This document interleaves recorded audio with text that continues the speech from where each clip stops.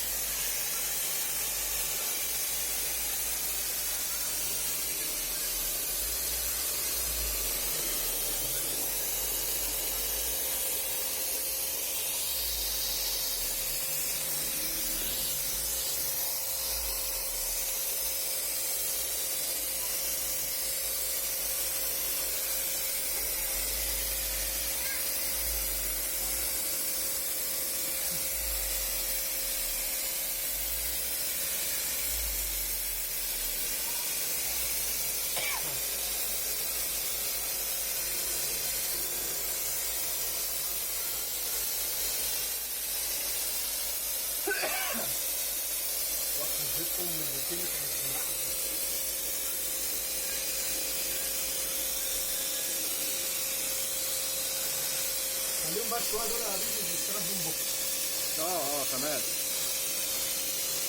يظبطوا معاك لبكره.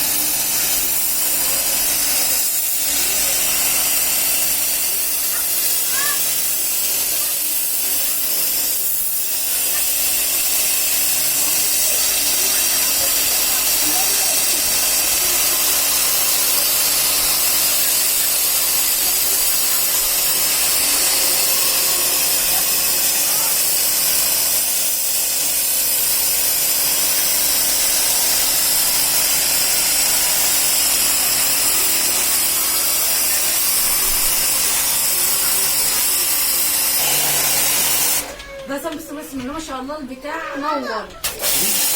كل ده الصينيه دي كلها بتتكلم.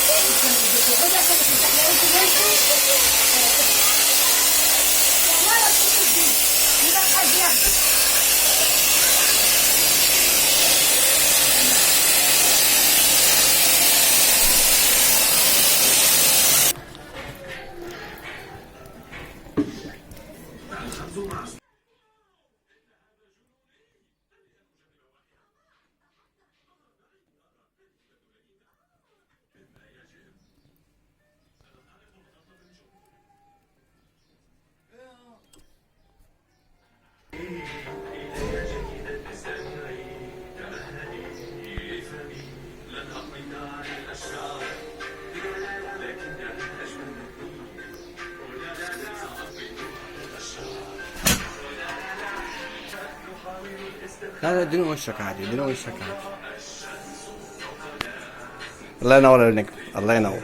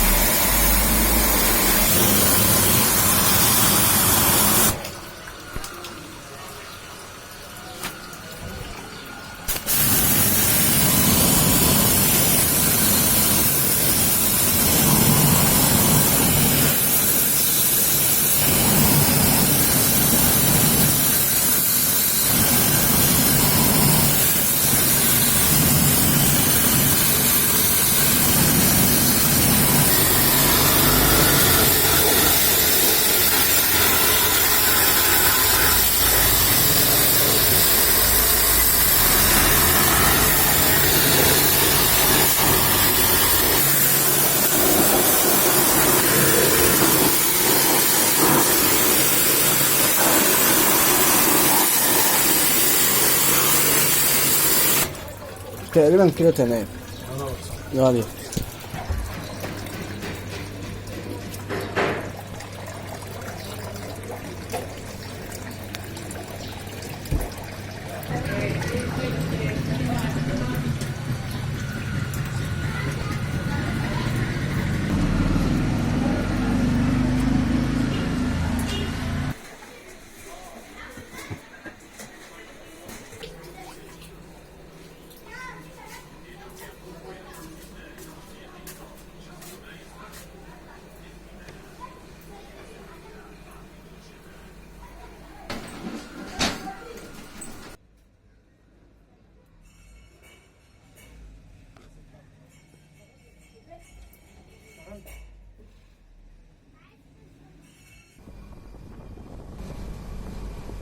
انا عارف ان الفيديو طويل، ولكن كنت حابب ان انا اشاركك معايا الفيديو من البدايه للاخر، واتمنى يكون الفيديو عجبك.